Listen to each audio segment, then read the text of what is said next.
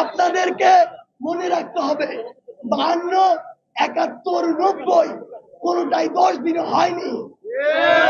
আমাদের যে দাবিগুলো সেগুলো রাষ্ট্রযন্ত্রের কানে পৌঁছে দেওয়া পর্যন্ত আমাদের সবাইকে রাজপথে থাকতে হবে।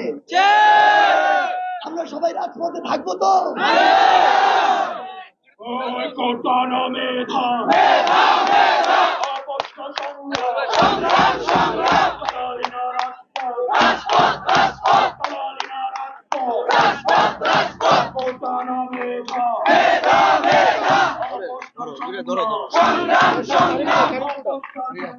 সংগ্রাম সংগ্রাম আমাদের নির্দেশনা আসা পর্যন্ত আপনারা এই রক্ত ছাড়বেন না।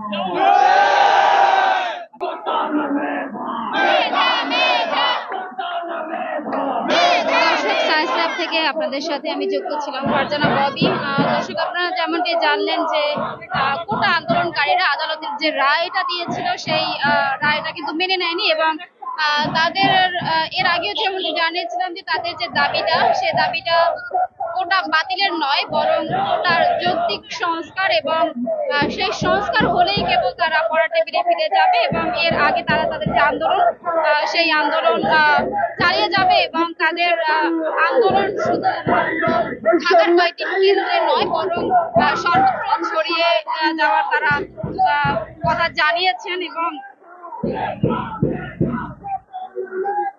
আসলে তারা যেমনটি জানাচ্ছিলেন যে কোটার যে যৌক্তিক সংস্কার সেই সংস্কারের হলেই তারা কেবল তাদের যে অবরোধ সেই অবরোধটা সরিয়ে নেবেন।